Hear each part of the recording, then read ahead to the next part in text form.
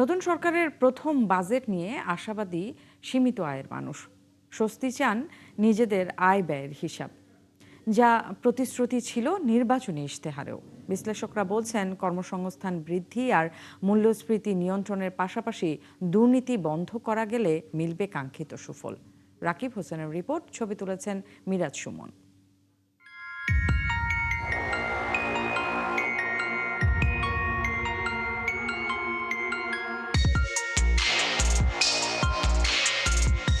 ঢাকার কারওয়ান বাজার মোড়।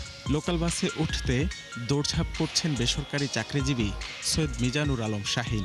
এক পর্যায়ে উঠলেন প্রায় জরাজীর্ণ একটি গাড়িতে, কিন্তু ঠাঁই হয়নি সিটে।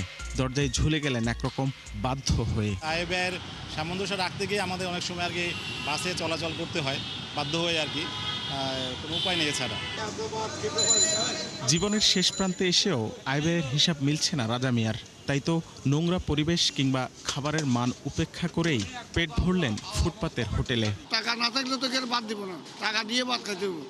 হোটেলে গেলে বলো 300 টাকা, ইঙ্গে না এলে লাগবে 50 টাকা 100 টাকা। ছোট্ট এই নদী পারাপারে প্রতিনিয়ত ভুগছেন মিরপুর বেড়িবাঁধ এলাকার মানুষ। তাদেরই একজন বাবু মাঝি। সংসার চালাতে নৌকা চালানোর পাশাপাশি যৌথভাবে শুরু করলেন এলপিজির ব্যবসা, কিন্তু তাতেও এমন দুর্ভোগ। এই ইনকাম দিয়ে শুধু আমার জীবন চলে না, আমার পুরো টোটাল ফ্যামিলি, আমার বাচ্চারা লেখাপড়া করে, আমার মা আমার সবকিছু মানানসই করে চলতে হয়। এমন কোটি মানুষের গল্প রয়েছে এই শহরে, এই দেশে। বাজেট ঘিরে যাদের প্রত্যাশা খুব বেশি নয়। ট্রান্সপোর্ট ব্যবস্থাকে আরেকটু উন্নত করতো, যানজটটা যদি একটু কমাতো, তাহলে আমাদের এটাও ভালো হতো। আসা যাওয়ার কথাটা টাইমলি আমরা সব কিছু রিচ করতে পারতাম। অফিস আদালতে, কোর্ট কাছারিতে যেভাবে ঘোষের কারবার চলছে, এগুলো যদি বন্ধ করতে, দুর্নীতি বন্ধ করলে তার সামনে আগে গরিবের ভালো হবে, সবার ভালো হবে। ব্রিজ না থাকার কারণে, রাস্তাঘাট ভালো না থাকার কারণে শুধু এই মালামাল না, আমাদের যে কোনো মালামাল, যে কোনো মানুষ যাতায়াত সহ সব কিছুতেই এত কষ্ট করে যাইতে হয় আমাদের। বিশেষজ্ঞরা বলছেন, সাধারণের চাহিদা পূরণে মূল্যস্ফীতি নিয়ন্ত্রণের পাশাপাশি বিশেষভাবে জোর দিতে হবে কর্মসংস্থান বৃদ্ধিতে। বন্ধ করতে হবে দুর্নীতি আর অব্যবস্থাপনা। খাদ্য ছাড়াও তো তার অনেক ডিমান্ড আছে, সেখানে স্বাস্থ্য শিক্ষার ব্যবস্থাগুলোকে আগানো, এটাও কিন্তু গরিবদের একটা ডিমান্ড। কোয়ালিটি অফ শিক্ষা যেন আসে স্বাস্থ্যটার খাতে। আর তৃতীয় খাতটা হচ্ছে শহর অঞ্চলে ট্রান্সপোর্টেশন, পাবলিক ট্রান্সপোর্টেশন ব্যবস্থা যেন ইমপ্রুভ করে।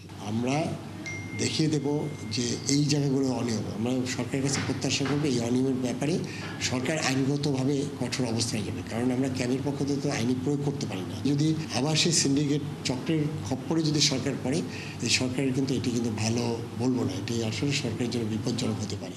2026-27 অর্থ বছরের বাজেটের আকার 9,38,000 কোটি টাকা। বাজেট ঘাটতি পূরণে সরকার নানামুখী উৎস থেকে টাকার যোগান পেলেও সংকটে একরকম অসহায় হয়ে পড়েন নাগরিকরা। তাই সুযোগ সুবিধা নিশ্চিতের মাধ্যমে তাদের স্বাবলম্বী রাখা সরকারেরই দায়িত্ব।